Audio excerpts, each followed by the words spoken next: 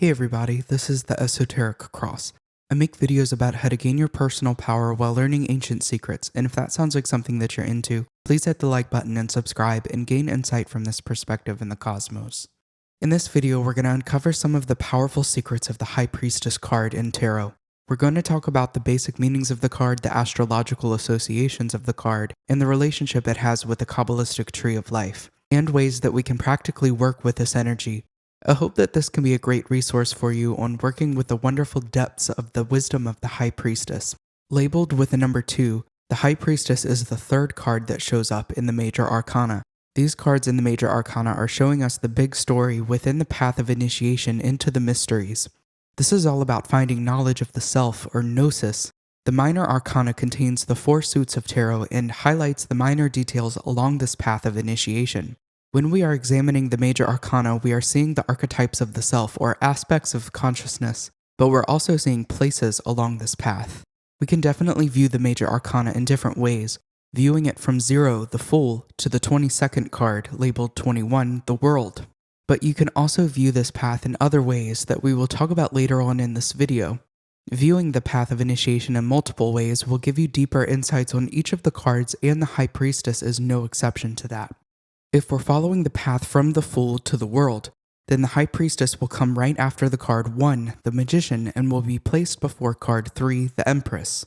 Within the path of initiation, we begin with the Fool, which represents the state we embody at the beginning of the journey. There's a lot of information that is still unknown, and we have not begun the work of obtaining knowledge of the self. The Magician represents the actions involved with obtaining knowledge of the self. The focus is really on the mind and how it is the tool in which awareness uses to create reality. Its main focus is on taking action, conducting experiments, working with the 4 elements, and channeling divine energy into creation. The High Priestess, representing the next phase of this initiation, will represent stillness, perhaps going internal, and obtaining more of these secrets of the universe. The High Priestess is guarding the secrets and is showing that there is much more here to learn, and there is much more behind what we see at face value. Revelations, going deeper, and discovering the secrets of the mysteries are all represented by this place on the path. Also, if we examine what comes after the High Priestess, we see the Empress, which is much more focused on creation itself. She is representing the life force energy which births the new reality, and the emphasis is on what we are actually growing internally with the occult knowledge that we're obtaining. The basic meaning of the High Priestess is centered on secrecy, things that are hidden, and passivity, stillness.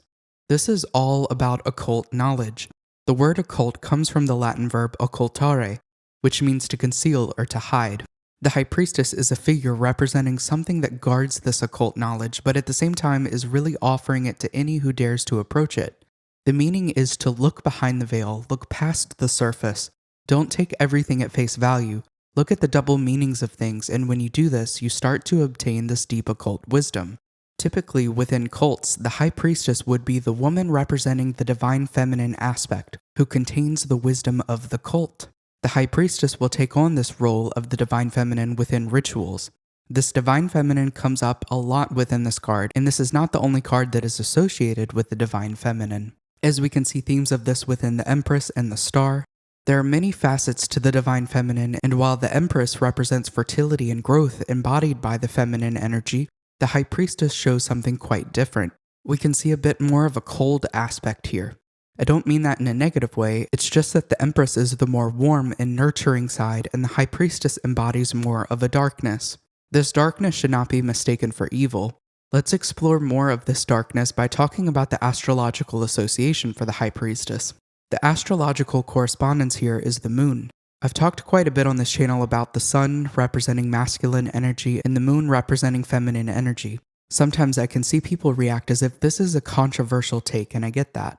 But the point is that the feminine pillar on the Tree of Life is represented by the color black, and it's considered the pillar of form, and it's the internal pillar. The masculine pillar on the Tree of Life is represented by the color white, and this is the pillar of force, and it's the external pillar. Masculine energy is light energy, and it is penetrating and protruding. Feminine energy is the darkness or form that receives the masculine energy, and together they give birth to perception and reality. Some of one is contained in the other, so we can definitely see some feminine deities associated with the sun, but in general we can see a lot of masculine deities associated with the sun and feminine associated with the moon. And keep in mind that we aren't really talking about men and women, we are just talking about internal and external, form and force, the subconscious and the conscious. If we get a little bit deeper into the esoteric ideas of what this is truly representing, then we uncover that we're really talking about your conscious mind and conscious power in relation to your subconscious mind and the powers of the subconscious. The moon is representing your subconscious. The High Priestess is really the guard at this veil between the two. When you look past this veil, behind the High Priestess, what do you see? Behind the veil is water. Water represents the subconscious mind and also emotions. The big message here is that what we are doing is bringing information from the shadows into the light, bringing it to the surface. But there's still so much in there within the deep waters of the subconscious and the universe. To get deeper into this, we need to take a look at Cabala and Tarot. This is really interesting when you study these two topics together. Cabala involves this diagram called the Tree of Life, and the Rider-Waite-Smith deck was designed with this Tree of Life in mind. This tree has 10 spheres called Sephirot. These are aspects of the divine, aspects of the self, and represent different parts of a path to awakening or path to creation. Each card of the minor arcana corresponds to a sphere on the tree because we have cards labeled 1 through 10 of each suit. What a lot of people don't talk about is that each card of the major arcana also corresponds to a sphere on this tree. The tree does contain a hidden sphere called Da'ath, which is the abyss, and it is not associated with a number. We really skip this one within the minor arcana, but we do utilize this when we overlay the major arcana on the tree. The full card, number 0, corresponds with Da'ath, and each card numbered 1 through 10 of the major arcana is associated with a sphere labeled by the same number. We do the same thing with 11 through 21 of the major arcana, but the last card will be corresponding to Da'ath. Now, if we look at these cards this way, we can see that the High Priestess is corresponding to the sphere labeled number 2, Hakma, which means wisdom. This gives more insight that the High Priestess is very wise and is concealing this wisdom. We would have to know a bit more about the sphere of Hakma to unveil this card a bit more. I do have a tarot course that studies these cards in relation to the Kabbalistic Tree of Life, which is something that most courses in tarot don't offer. It starts on Tuesday, February 18th, and I won't be offering this course again until probably late April, so make sure to sign up now so you don't miss it. Let's get a little bit more into the sphere of Hakma and what this is representing. It's the second sphere of the Tree of Life, and it receives its light from Kether, the crown. The energy of Hakma is about the expansive potential of the universe. It is existence before the world was made. There's an insight or desire that wants to come into manifestation, but all of the details are not fully fleshed out yet. This is also the first sphere on the masculine pillar of force, so this could be considered the great father of creation. Now, this is definitely showing the contrast within the High Priestess because it's typically viewed as a feminine card. But here we are uncovering the expansive, forceful, and active quality to the card, which can show more practicality on what to actually do with the messages that are coming to the surface. It's also really important to note that the astrological association with Hakma on the Tree of Life is the Wheel of the Zodiac. For more information on the Zodiac, check out my video titled, No, the Zodiac is Really Not What You Think. We see the Zodiac as a macrocosmic allegory for the cycles of this universe, the cycles of consciousness. Another astrological body that has to do with the cycles is the moon as it goes through cycles much more rapidly. This Sephira is describing what we can call stellar consciousness, and you can see nods to the High Priestess in other cards like the Chariot, where we see the veil with stars, or the Empress who is crowned with 12 stars representing the Zodiac. The sphere of Hakma represents the attempts to peek behind this curtain and obtain wisdom. It's associated with the knowledge of the occult. Within ceremonial magic, you can work with the sphere of Hakma and the associated archangel Raziel to obtain knowledge of hidden and concealed things. This is where we learn more about the divine wisdom that is within the grand plan for the universe and consciousness. Another thing that we may see associated with the Sephira is what is called the vision of divinity face to face. This is getting to know the universe and the processes of it. Now let's talk briefly about the path of the High Priestess. It runs from Kether to Tiferet. There are several paths on this tree that connect the spheres together. Each card of the major arcana is also associated with a path on the Tree of Life, and this is much more commonly discussed than associating the major arcana to the spheres. This path in particular is right in between the masculine and the feminine pillars, and we can see that clearly in the design of the card as well. This is showing a powerful balance that represents the connection between our own self and other. Tiferet represents your own solar consciousness. It is your personal power, your conscious mind, and Kether represents our awareness, and this awareness is underlying all in the universe. It is no different between people, it is one.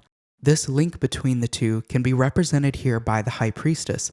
It's also important that we acknowledge that this path does cross the invisible sphere, Da'ath, which is also called the Abyss.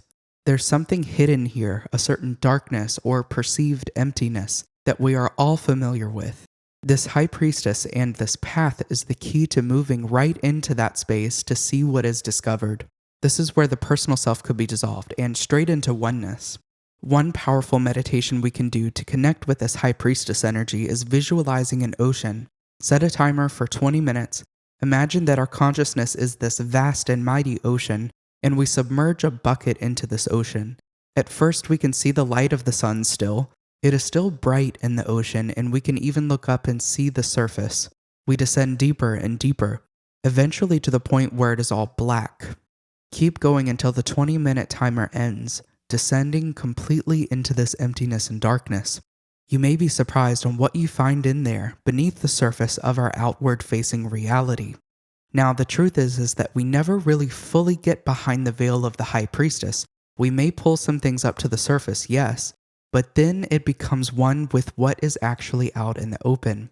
The High Priestess really represents the depths, the secrecy, the mysteries hidden within. Once those things become known, they are not behind this veil anymore. Make sure to check out the link in the description below to see what courses I offer, like the course in Tarot, which takes a look at these cards with the Kabbalistic Tree of Life. Remember, it starts Tuesday, February 18th, so sign up now so you don't miss it. If you want to work one-on-one with me, I do offer coaching as well. There are links in the description to this, as well as to where you can book a tarot reading with me. I also have the link to my Patreon if you're interested in some live streams. And I hope there was something new that you were able to take away from this video. If so, please hit the like button, leave a comment, and subscribe for more content. Thank you so much for watching. Until next time.